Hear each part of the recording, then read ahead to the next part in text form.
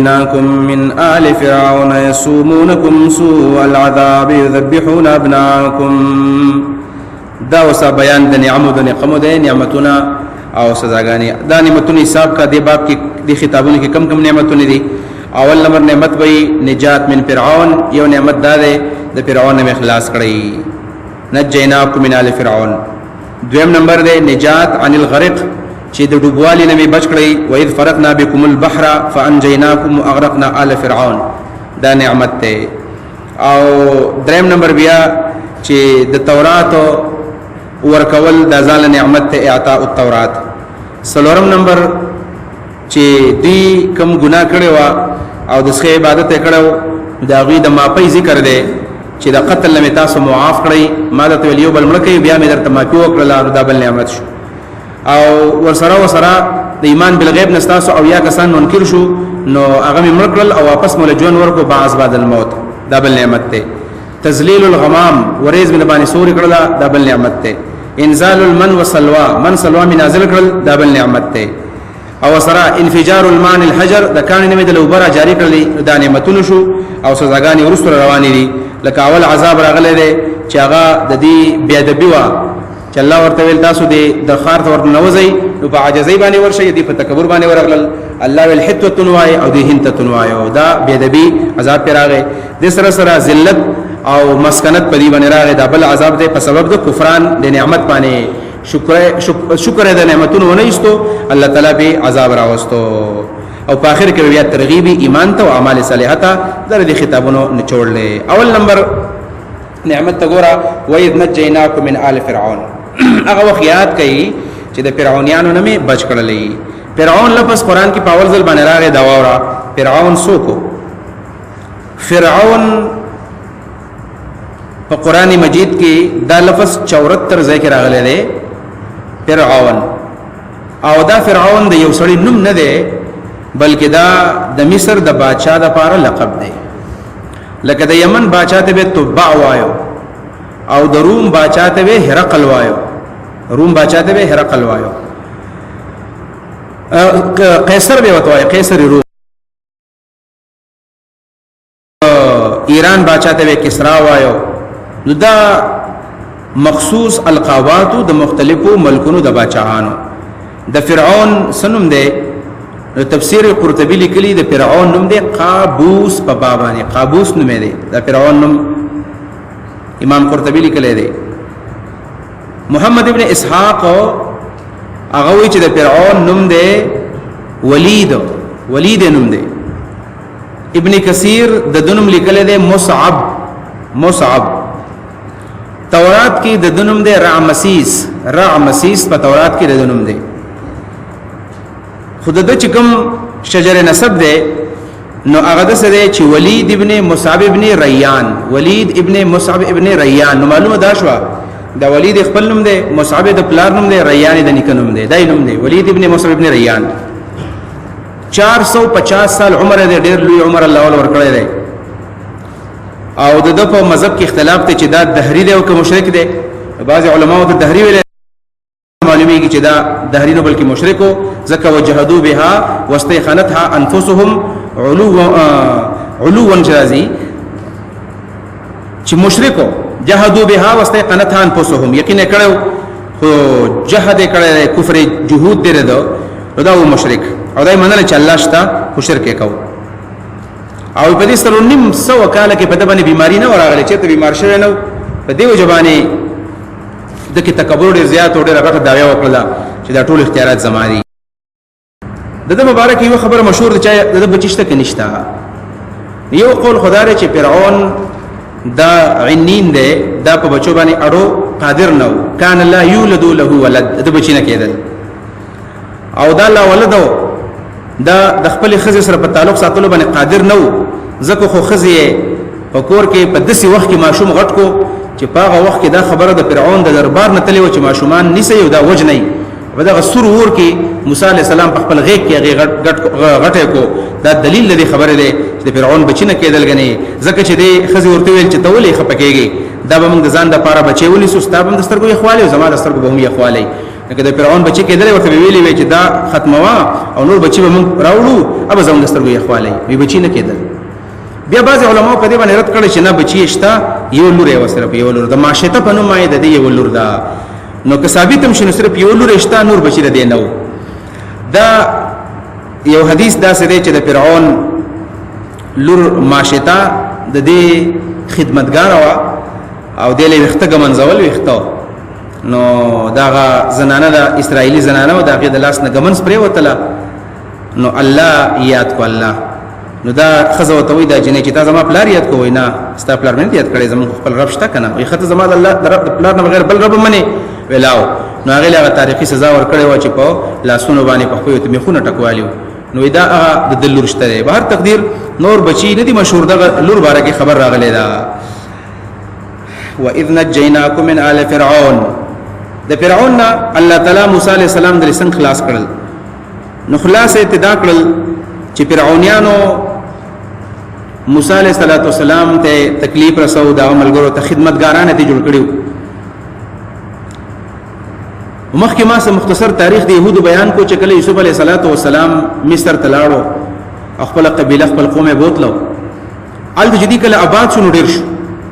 د خلکو سره غم پیدا شو چې داخله خودم ډیر دي دا هو قریب دا زمون پټول مصری معیشت باندې غلبه وکي نو په طریقه باندې به دخل کول هغه به دخلی دار لا چې کله د فرعون حکومت راغی او فرعون حکومت قبضه کو نو دا خبره مشهوره وا چې داخله کډیر شو نو زمونږ به حکومت اخلي داخله کډیر شو زمونږ به حکومت اخلي نو فرعون خلکو ته ویل چې چلو چې داشته خلک خو اسم دي دا خو زمون خدمتونه کوي خدا بچي ولمړو الکان به ملک خدمتونه وجنه کوي ولا کوي نو دا الکان په دغه طریقه او زو کول به پولیس خوشی کول به چې په کم ځای کې به الک پیدا شي ویل بس هغه حلال کوي دا ډېر غټ ظلم دا وکړو. بیا چې کله یو کال دا عمل جاری وساتل شو نو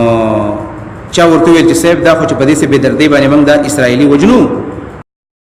بډاګان بشي داشتا او نه به خدمتګاران نه بیا موږ خپل باندې خدمتونه کوو دا خو موږ ته ګرانیږي ویل وسکو نو بیا بل مشوره داراله نه چې یو کال به وجنو یو کال به پریدو نو په دې طریقه باندې اقلیت کې وي په اقلیت کې موږ اکثریتو بیا یې سم نشي کولای دغه طریقه د خوښ ولا یو کال به بیا بچي وجل او یو کال به پاتې کول نو په کوم کال چې د ذبح حکم نو په هغه کال باندې موسی علی السلام پیدا شوی دی او په کوم کال باندې چې د ذبح حکم نه دی په هغه کال باندې حضرت هارون علی السلام پیدا شوی دی نو دا هارون علیه السلام د موسی علیه السلام مشر دی خو د قتل واقع به دي کې نشتا یو دا مسله ده. د سره یو مسله دا مشهور ده چې دا فرعون خوب لیدل او فرعون خوب ولیدو چې د بیت المقدس نور راغی او راغی د مصر ته په ټول کورونو باندې ور ولګېدو زما د کور تر ورسېدو نجوميان ورته ویل چې را معلومیږي دا چې ستا حکومت به د بني اسرائیل د لاسه ختميږي په دې کې وسوک پیدا کیږي او ستا حکومت به ختمي ناغه حکم وکړو چې بس الکان مړ کړي دام کې دي چې ځکه هغه په نجوميان باندې یقین کوو موږ په نه کوو او ګناه په نجومي باندې یقین کول چا که نجومي باندې یقین وکړو دا په خبره باندې یقین وکړو رسول الله فرمایي فقد كفر بما انزل الله على محمد د هغه کتاب باندې کفر وکړو چې کوم په پیغمبر خدا باندې نازل شوی دی الله په نازل کړی دی دام کې دي د دې سره صحیح خبره ده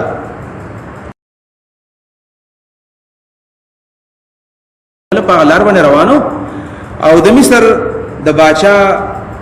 یو ظالم بادشاہ او زناکار دغه حکومت او د ابراهیم علیه السلام سره خپل خزه روانه او ساره رضی الله عنها هجرت وکړه نو کله چې دې زه ته ورسېدل نو د بادشاہ د ابراهیم علیه السلام د بیبي بیزتی کول وختل او هغه ته لاس واچول او دای بوتله دنه ابراهیم علیه السلام په موږ باندې ودرېدو دعایم کوله خو دې خزه ته وی چې خیر خپکهګم الله بستایم زما واستایم دادم کوي او الله به زمون په دې نسل کې ازم په خاندان کې بدل سوګرا پیدا کی د دې ظالم نه بدا حکومت والی دا حکومت به زمون د خاندان ته منتقل شي دا خبره مشهوره وا حتی چې د فرعون زمانه رااله هم دا خبره مشهوره وا چې د دې ظلم دا زمانه ختمېدون کې دا د پراعنونو حکومت الله اخلي د غریبان لبه ور کوي نو په دې طریقه باندې دوی سره یې پیدا شولا او هر اسرائیلی ماشوم به وجو چې دا ماشوم کې پیدا شي نقصان برا کی د الله کو ته ګوره چې الله تعالی د سی وکړل چې موسی علی السلام له صندوق کې د دې فرعون په کور کې غټ کو دا واقعا وإذا وقت يلولو قابل لياد كي نجيناكم چمن تاسو بچ کړی من آل فرعون د فرعونانونا آل عربی کی یو آل بچو ته ویل کیږي یو اهل بچو ته ویل کی فرق دی آل او اهل کې دا فرق دی چې آل کله په یو اسم باندې داخل شي یعنی مضاف مضاف الیه دلته مقصود مضاف هم مضاف الیه هم دا علمی خبره وا نو آل فرعون کې فرعون مراد دی او دغه بچی د خاندان مراد دی دویم پرخیات کا چې آل د دې استعمال په اشرافو کې کیږي او د اهل استعمال عام دی په اشرافو کې هم کیږي او په غیر اشرافو کې هم کیږي اهل عام بچو ته وي نو د زمیدار بچو تم اهل وي او د عالم بچو تم اهل وي د پیغمبر بچو تم اهل وي خو آل صرف د نیکان د اشراف او د عزتمند خلکو د بچو په باره کې استعماليږي لکه آل فاطمه آل محمد خدلته دا سوال راځي چې آل خدلته د فرعون د لپاره استعمال شوی دی نو فرعون خو شریف نه دی دا جواب یاد کا چې دا شرافت دو قسم دی یو شرافت عند الله دی یو شرافت عند الناس دی د الله په شرافت خود نیکانو خلقو دی خو په دنیا کې خلق مالدار خلقو ته زورور خلقو ته شریفان خلق وي خدا د دنیا غ شریف ته دنیا د خلقو په نظر کې شریف ته ذکر ته آل ویلې شوی دی من آل فرعون د فرعونانونا یسومونکم سوء العذاب رسول بتا سوتناکار نکار عذابنا اکم عذابنا دی یذبحون ابناءکم علی لول بیستاس ولکان الکان بلا لول ويستحيون ژوندې به پرې خودلې نساءکم استاسو خزید پاره د خدمتونو یستحیون دو معنی دي یا د یستحیون دا د حیا نه ده یستحیون معنا چې حیا به لټل باب استفعال کې طلب ده نو طلب د حیا به کو یعنی بیزتی به کولا حیا به لټل یعنی بیزتی به کولا څنګه بیزتی به کولا نو بیزتی وی دا چې دا وګرځیدل په دې علاقو کې او د کوم خزو بچی کېدل نو هغه ځای له ورتل وي چې بشاره کا چلا لیکم نو ګوره دغه ټیم کې خو خزه د پردي او دا خلک ورتل په زور به دغه نه ماشوم راخ کودو یا دا چې زنانه بکله حامل زنانه به نو داغه په خېټه باندې او په دې بازګونو باندې لاسونه وهل چې پیدا دا پته ولګي چې ماشوم بکله پیدا کیږي دا بیزتی وا یستحیون نساءکم یو معنا دا شوی دا د علماء کړی دا دویم نمبر معنا دا چې دا د یستحیون دا د حیات نه ده حیات ژوند یعنی یستحیونا طلب د ژوند به کو ژوندې به پرې خودلې نساءکم استاسو خزی نساءکم خزی یعنی دا به ژوندې پرې خودلې چې خدمتونه وکي ورلا دلته نساءکم او یو بناتکم و نه وایو ځکه د ابن سخ بنت مقابل لذي و اذا ځکه دا دیله یو قسم الله دیله یو غیرت ورکړي چې په خزبانه خلکو لقار ډیر ورزي